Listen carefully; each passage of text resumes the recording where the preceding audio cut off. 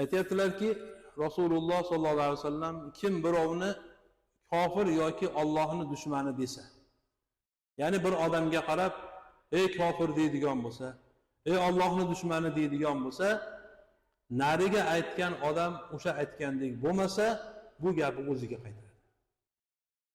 Haqiqatda qarshidagi odam mumkin ilmi yo'qdir, mumkin ibodati yo'qdir, mumkin taqvosi yo'qdir, lekin Allohni tanigan, payg'ambarni tanigan, ahli islom, ahli iymon, mo'min banda bo'ladigan bo'lsa, o'sha insonga kofir desa, yo Xudoning dushmani deb murojaat qiladigan bo'lsa, haligi odam o'shandek sifatga loyiq emas. Ya'ni unda kufr sifati ham yo'q, Xudoning dushmani ham emas.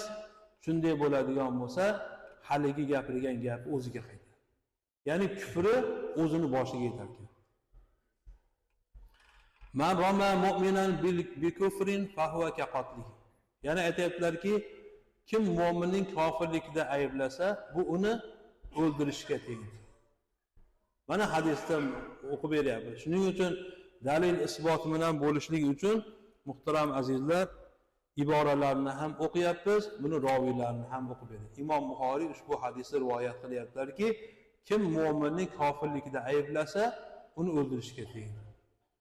Ya'ni o'ldirgan odam qanchalik Allohning qahriga, Allohning g'azabiga uchraydigan bo'lsa, demak o'sha odamni kofirligida ayblasa ham, o'shani o'ldirganchalik gunohi tepading bo'lar ekan. Alloh saqlasin.